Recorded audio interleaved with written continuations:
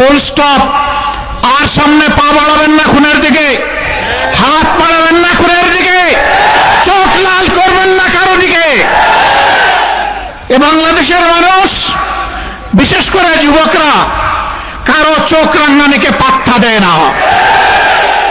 আপনারা হাজারবার চেষ্টা করলেও আওয়ামী লীগের মতো ফ্যাসিস্ট হতে পারবেন না, কিন্তু আপনারা তো সে পথেই পা বাড়িয়েছেন। সাবধান, তাদেরকে মৃত বলবো না যারা আল্লাহর পথে জীবন দিয়ে চলে গেছে।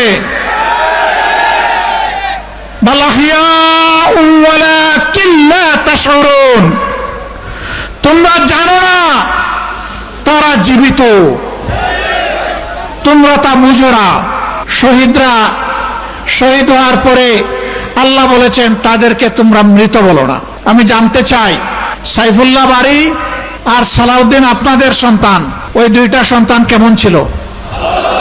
ওরা কি সন্ত্রাসী ছিল? ওরা কি গাঁজাখোর ছিল? নেশাখোর ছিল? মানুষের ইজ্জতের উপর হাত দিত? কারো সাথে দুর্ব্যবহার করত? আমি প্রত্যেকটা মানুষের কাছ থেকে শুনেছি এরা দুইজন ছিল এলাকার শ্রেষ্ঠ সন্তান। কেন তাদেরকে খুন করা হলো? আমি কারে ভোট দিব না দিব এটা কি বিএনপি ঠিক করে দিবে? তাইলে একটা আইন পাশ করুন। বহু আইনই তো বেপরোয়া পাশ করছেন, ভালো আইনগুলাকে বিদায় দিয়েছেন। আর একটা আইন পাশ করে ফেলেন যে আগামীতে বিএনপি ছাড়া আর কাউকে ভোট দেওয়া যাবে না। রাষ্ট্রের উন্নয়ন কি কারো বাবার তহবিল থেকে হচ্ছে? এটা জনগণের ট্যাক্সের টাকায় হয়। রংপুরবাসীকে বঞ্চিত করার অধিকার কারোই নেই। স্কুল, কলেজ, মাদ্রাসা সকল জায়গায় কমিটিগুলোর দখল নিতে হবে। কেন নিতে হবে জানেন? ওখানে মধু আছে, চুষলে জিহ্বায় মজা লাগে। গণভোট না মানলে শুধু না হবেন না, একসময় নাই হয়ে যাবেন।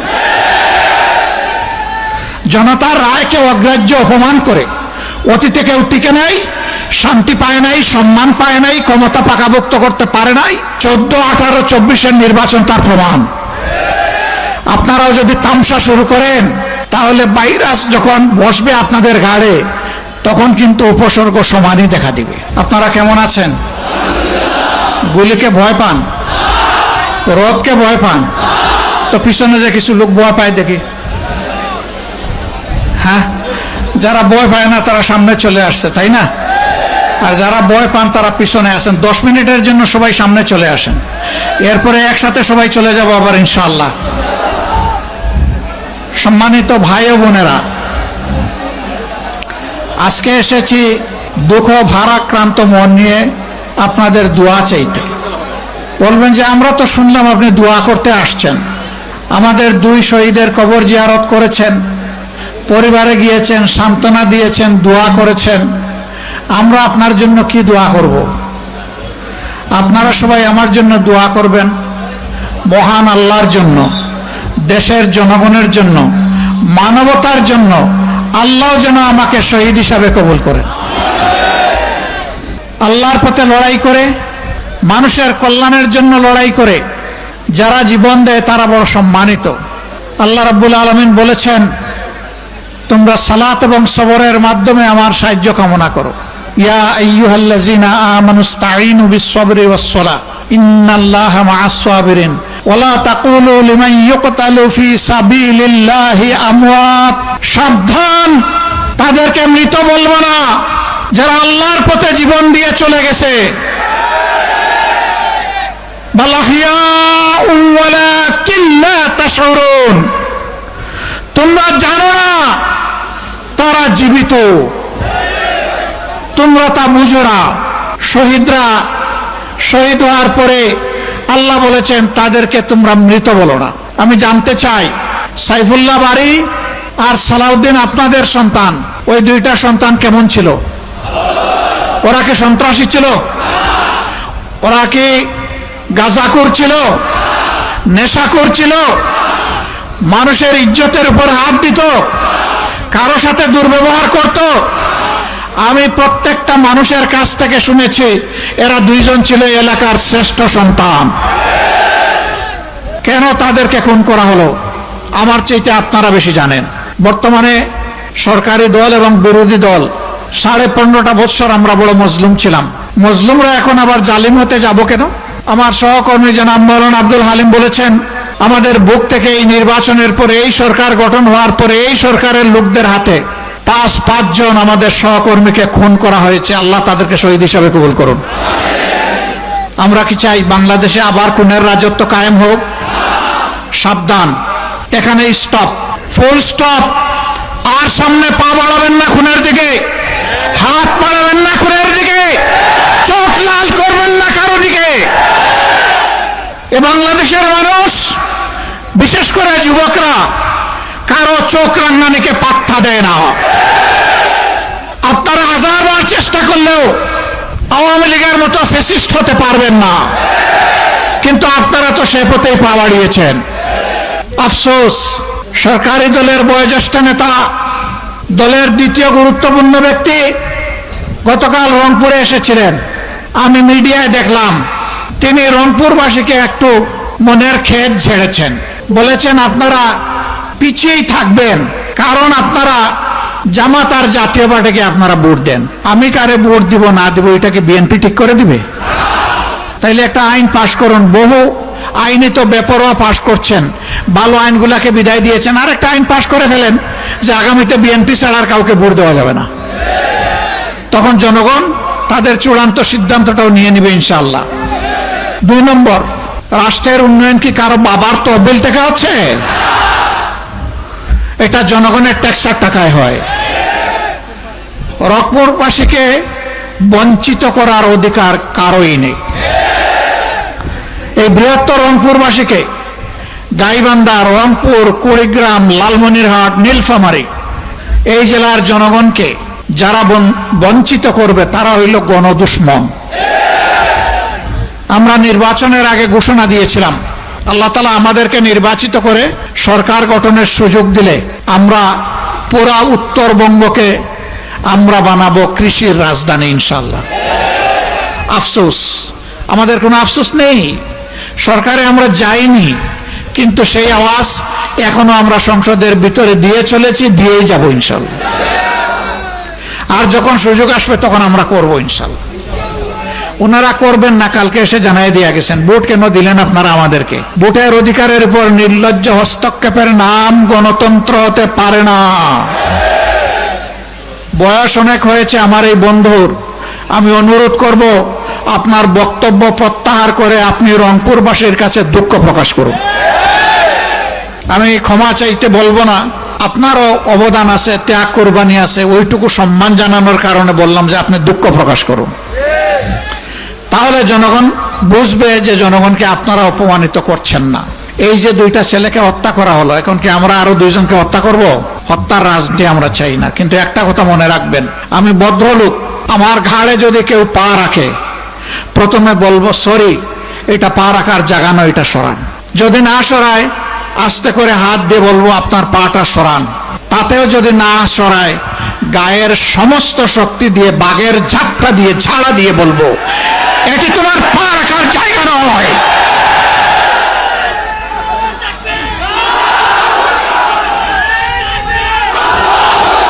গায়ে পাড়া দিয়ে ঝগড়া বাঁধাতে আসবেন না।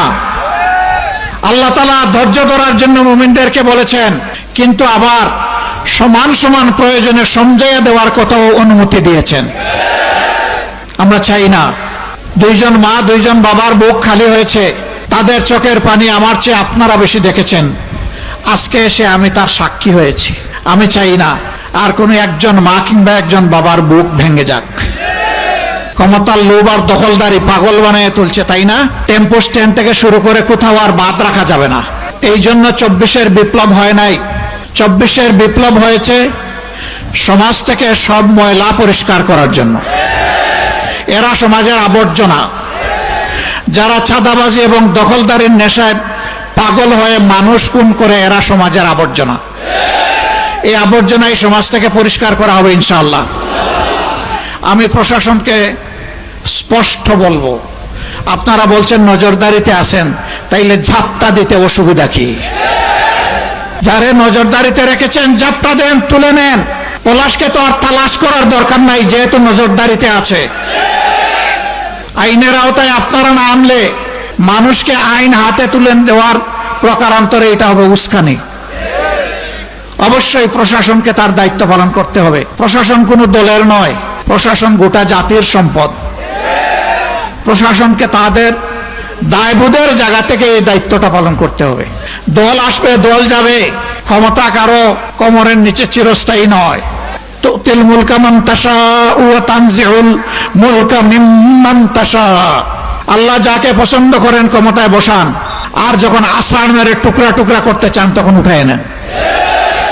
এর আগে একজন মানুষকে জ্বালাতন করেছে, খুন করেছে, গুম করেছে, পঙ্গু করেছে, মামলা দিয়েছে, জেলকে বাসস্থান বানিয়েছে, বউ মায়ের বুক খালি করেছে, অবশ শিশুদেরকে এতিম বানিয়েছে, যুবতী বোনদেরকে বিধবা বানিয়েছে, মা বাবার চোখে এখনো পানি ঝরছে। ফ্যাসিবাদ একটা রূপ, এটা নির্দিষ্ট কোনো দলের সাথে থাকে না, এটা একটা ভাইরাস। এটা যেখানেই ভর করে ওরাই ফ্যাসিবাদী। এক ফ্যাসিবাদীদেরকে তাড়াইয়া বাংলাদেশের জনগণ আরেক ফ্যাসিবাদী চায় না। একটু আগে আপনাদের কাছে শহীদ হওয়ার দোয়া চেয়েছি না? প্রয়োজনে জাতির জন্য আরেকটি অসমাপ্ত অনিবার্য বিপ্লবের একজন কর্মী হিসাবে আল্লাহ যদি আমাকে কবুল করেন, আমি আমার আল্লাহর দরবারে হাজারবার শুকরিয়া আদায় করে রক্তের চাদর পরে আল্লাহর দরবারে হাজির হয়ে যাব। কিন্তু কোন ফ্যাসিবাদকে বাংলার জমিনে প্রশ্রয় দিব না, বরদাস্ত করব না ইনশাআল্লাহ। আপনারা তৈরি হন। যেইভাবে 24 সালে ভাই বোনেরা সবাই রাস্তায় নেমে এসেছিলেন, মা 10 মাসের শিশু সন্তান নিয়ে রাস্তায় নেমে এসেছিলেন, হয়তো আবার আমাদেরকে রাস্তায় নামতে হবে। জাতির জন্য প্রয়োজনে একবার নয়, শতবার নামবো ইনশাআল্লাহ। যত সময় আল্লাহ জীবন দিয়ে রেখেছেন, যত সময় নামার শক্তি দিয়ে আল্লাহ রাখবেন, তত সময় জাতির প্রয়োজনে অবশ্যই নামবো। আমরা কাপুরুষ নই, আমরা দুর্বল নই। কাপুরুষ তারা যারা অপরাধ করে, যারা দখল বাণিজ্য করে, যারা নিরীহ মানুষের কাছ থেকে চাঁদা উঠায়, যারা মা বোনদের ইজ্জত লুণ্ঠন করে। সে যেই হোক, আমার সন্তান হলে ওইটাও কাপুরুষ। এই বাংলাদেশকে আমরা একটা সুখী সমৃদ্ধশালী বাংলাদেশ হিসেবে দেখতে চাই।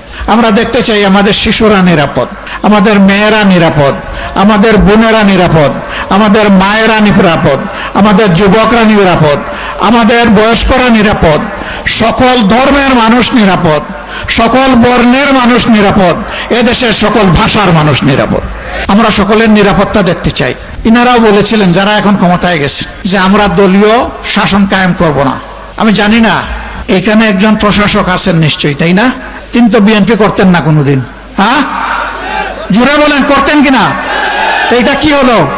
জেলায় যাকে প্রশাসক বসানো হয়েছে তিনিও বিএনপি করতেন না? তিনিও করতেন। এটা কি হলো?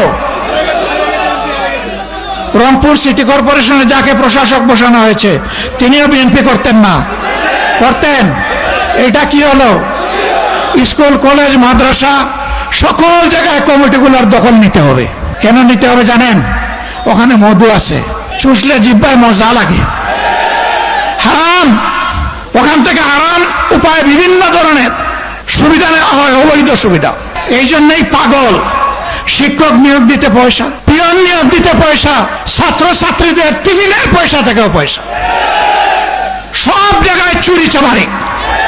এই চোরের হাত আমরা বন্ধ করতে চাই, চাঁদাবাজদের হাত বন্ধ করতে চাই, দুর্নীতিবাজদের হাত বন্ধ করতে চাই, সেই মানবিক বাংলাদেশ গড়তে চাই। ন্যায় ইনসাফের বাংলাদেশ, সকলের জন্য সমান ইনসাফ আমরা নিশ্চিত করতে চাই। এর জন্যই ছিল গণভোট।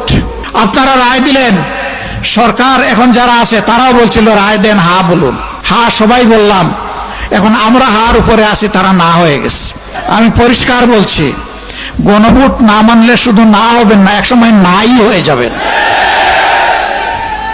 জনতার রায়কে অগ্রাহ্য অপমান করে অতীতে কেউ টিকে নাই, শান্তি পায় নাই, সম্মান পায় নাই, ক্ষমতা পাকাভুক্ত করতে পারে নাই। 14, 18, 24-এর নির্বাচন তার প্রমাণ। আপনারাও যদি তামসা শুরু করেন তাহলে ভাইরাস যখন বসবে আপনাদের ঘাড়ে তখন কিন্তু উপসর্গ সমানই দেখা দিবে। এখন যারা আপনাদেরকে তালে তালে হাওয়া দিচ্ছে, আলবত আলবত আলবত, খুব ভালো, যা করছেন চমৎকার। এই বাতাস, একদিন আপনাদেরকে বাতাসে উড়িয়ে নিয়ে যাবে। আমরা চাই না, কারণ আপনারা মজলুম ছিলেন। আমরা চাই আপনারা ঠিক পথে ফিরে আসুন, জনগণের রায় মেনে নিন, সংস্কার সাধন করুন, ফ্যাসিবাদের রাস্তা বন্ধ করুন, মানবিক এবং গণতান্ত্রিক বাংলাদেশের রাস্তা খুলে দিন। যদি খুলে দেন, আমরা বিরোধী দল হিসেবে আপনাদেরকে সর্বাত্মক সহযোগিতা করব। আর এখন যে পথে হাঁটছেন, যে পথে আপা হেঁটেছিল, সেই পথে আপনারা হাঁটতেছেন। আপা যাওয়ার আগে বলতো আমি পালাই না, অমুকের মেয়ে পালায় না। কি হয়েছে এখন? পালাইছে। বাচ্চারা স্লোগান দিয়েছিল পালাইছে রে পালাইছে, তাই না? এই পথে যারাই হাঁটবেন তাদেরকে পালাতে হবে। এই পথ পালানোর পথ। এই পথে হাঁটলে আপনি মক্কা যাইতে পারবেন না, আপনি দিল্লি চলে যাবেন। এই পথের শেষ ঠিকানা দিল্লি। এদেশের মানুষ দিল্লির খবরদারি বাংলাদেশের উপর চায় না। কোনো আধিপত্যবাদ মানব না, অপশক্তির কাছে মাথা নত করব না। ইনশাআল্লাহ তাআলা আজিম মজবুত কদমে মাথা উঁচু করে যতদিন বেঁচে থাকবো, মানুষ হিসাবে বেঁচে থাকতে চাই, বিড়াল হিসাবে বাঁচতে চাই না। বিড়ালের জীবন আমাদের জীবন হবে না ইনশাআল্লাহ। আপনারা প্রস্তুত আছেন তো? আছেন? ইনশাআল্লাহ প্রস্তুত থাকবেন। লড়াই চলছে, লড়াই চলবে। ইনশাআল্লাহ হকের বিজয় হবে, ইনশাআল্লাহ 18 কোটি মানুষের বিজয় হবে। আল্লাহ হাফেজ। বাংলাদেশ জিন্দাবাদ, বাংলাদেশ জামাতে ইসলামী জিন্দাবাদ। আসসালামু আলাইকুম ওয়া রাহমাতুল্লাহ। চাকরি চাকরি চাকরি মামা না চাকরি চাকরি চাকরি চাকরি চাকরি মামা না চাকরি কোটা গেছে যে পথে, কমিটি যাবে সেই পথে, কমিটি যাবে সেই পথে। ওটা গেছে যেই পথে, শিক্ষা সন্ত্রাস সাথে চলে না। বাণিজ্য না শিক্ষা, শিক্ষা শিক্ষা শিক্ষা শিক্ষা বাণিজ্য না শিক্ষা, কোটা গেছে যে পথে। কমিটি যাবে সেই পথে।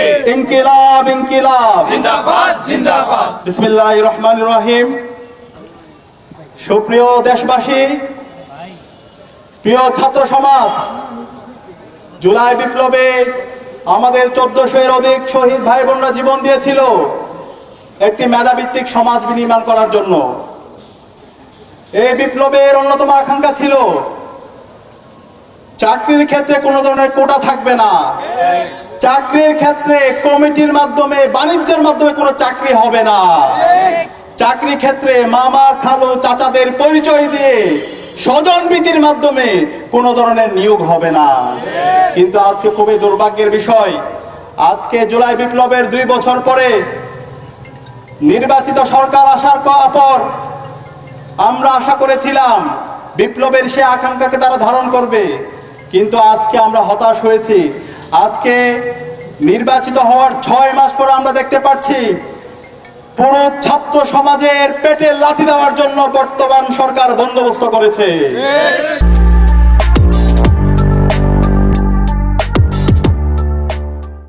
আমরা দেখতে পেয়েছি গত 3 আগস্ট শিক্ষামন্ত্রীর নেতৃত্বে একটি প্রজ্ঞাপন হয়েছে। সেই প্রজ্ঞাপন আমরা দেখতে পেয়েছি এখন থেকে সকল বেসরকারি স্কুল কলেজের যে নিয়োগের সুপারিশ করবে স্কুল কলেজের ম্যানেজিং কমিটি। এনটিআরসি আর কোন ধরনের সুপারিশ করবে না। এনটিআরসি শুধু আপনাকে একটা সার্টিফিকেট দিবে। এর মাধ্যম হলো প্রত্যেকটা স্কুল কলেজের ম্যানেজিং কমিটি যারা দায়িত্বে আছে, কারা দায়িত্বে আছে? যারা ইতিপূর্বে টেম্পো স্ট্যান্ডে চাঁদাবাজি করেছে, দখলবাজি করেছে, সেই ছাত্র দল, যুব দল, বিএনপির বিভিন্ন পর্যায়ের নেতৃবৃন্দরা তারা আপনার থেকে টাকা নিবে, লক্ষ লক্ষ টাকা নিয়ে মামা চাচা খালো বিভিন্ন পরিচয়ে ওই স্কুল কলেজগুলোতে নিয়োগ দিবে।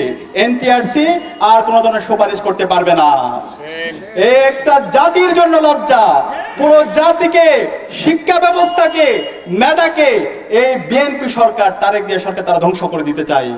সুতরাং আমাদেরকে আবার জাগ্রত হতে হবে এই অন্যায়ের বিরুদ্ধে, এই অন্যায্য দাবির বিরুদ্ধে, শিক্ষা ব্যবস্থাকে ধ্বংসের বিরুদ্ধে পুরো ছাত্র সমাজকে আবার ঐক্যবদ্ধ হতে হবে। আমরা কি পারবো? ইনশাআল্লাহ।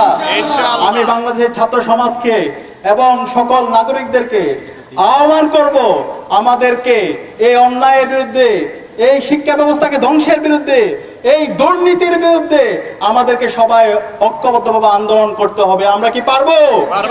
আমরা বাংলাদেশের সকল কলেজ এবং বিশ্ববিদ্যালয়ের শিক্ষার্থীদেরকে অনুরোধ করব, আপনারা প্রত্যেকটা জায়গায় এই অন্যায্য কমিটি বাণিজ্যের বিরুদ্ধে এবং এই কমিটির মাধ্যমে বাণিজ্যের মাধ্যমে শিক্ষার্থীদেরকে নিয়োগের বিরুদ্ধে আপনারা প্রতিরোধ গড়ে তুলুন। একই সাথে আমি বর্তমান সরকার তারেক জিয়া সরকারকে আমরা অনুরোধ করব, আপনারা আমাদের স্লোগান দেখতে পেয়েছি সবার আগে বাংলাদেশ, আমরা এখন দেখতে পাচ্ছি সবার আগে হলো কমিটি, সবার আগে হলো বাণিজ্য, সবার আগে হলো দুর্নীতি, সবার আগে হলো শিক্ষাঙ্গনে সন্ত্রাস, সবার আগে হলো দুর্নীতির মাধ্যমে এই নিয়োগের মাধ্যমে পুরো শিক্ষা ব্যবস্থাকে কলুষিত করা। সুতরাং আমরা আবু সাঈদের উত্তরসূরিরা বেঁচে থাকতে সেই দুর্নীতি, সেই সন্ত্রাস, সেই কমিটি ম্যানেজিং কমিটির মাধ্যমে শিক্ষাঙ্গনে বাণিজ্য দুর্নীতি সেটা আমরা হতে দিব না ইনশাআল্লাহ। আমরা দ্রুত সময়ের মধ্যে বর্তমান সরকার এবং শিক্ষা মন্ত্রণালয়কে অনুরোধ করব, দ্রুত সময়ের মধ্যে অন্যায্য সিদ্ধান্ত আপনারা বাতিল করেন। এনটিআরসি এর মাধ্যমে যেভাবে আগে সুপারিশ হতো, কলেজগুলোতে স্কুলগুলোতে নিয়োগ হতো, সেই পরিপত্র আবার জারি করেন এবং যে অন্যায্য সিদ্ধান্ত হয়েছে কমিটির মাধ্যমে ম্যানেজিং কমিটির মাধ্যমে নিয়োগ সেটা বাতিল করেন। একই সাথে এই অন্যায্য সিদ্ধান্ত যদি বাতিল না হয় তাহলে বাংলাদেশের আপমর ছাত্র জনতাকে সাথে নিয়ে আমরা দুর্বার আন্দোলন গড়ে তুলব। আমরা সময় দিচ্ছি, আমরা আগামীকাল দুপুর বিকাল 3টায় ঢাকা বিশ্ববিদ্যালয়ের কেন্দ্রীয় লাইব্রেরির সামনে আমরা গণজমায়েত হব এবং গণজমায়েত পরবর্তী শিক্ষার্থীদেরকে সাথে নিয়ে আমরা আন্দোলন গড়ে তুলব। আমরা আশা করছি এই সময়ের মধ্যে বর্তমান সরকার এবং শিক্ষা মন্ত্রণালয় থেকে যে অন্যায্য সিদ্ধান্ত এসেছে, শিক্ষার্থীদেরকে বেকার যুবকদেরকে পেটে লাথি দিয়ে যে অন্যায্য সিদ্ধান্ত এসেছে সেই সিদ্ধান্ত বাতিল করা হবে। যদি না হয় তাহলে আমরা শিক্ষার্থীদেরকে সাথে নিয়ে জুলাই বিপ্লবে যেভাবে রাজপথে নেমেছিলাম তার চেয়ে আরো শক্তিশালী ভাবে রাজপথে নেমে শিক্ষার্থীদের ন্যায্য অধিকার আদায় করার জন্য আমরা দুর্বার আন্দোলন গড়ে তুলবো ইনশাআল্লাহ। আমি আজকের আয়োজনে এই বৃষ্টির মধ্যেও বৈরী আবহাওয়ার মধ্যেও উপস্থিত হওয়ার জন্য ছাত্র জনতাকে আন্তরিকভাবে ধন্যবাদ জানাচ্ছি। একই সাথে সাংবাদিক বন্ধুদেরকে ধন্যবাদ জানিয়ে আমি আমার কথা এখানে শেষ করছি। আসসালামু আলাইকুম রহমতুল্লাহ।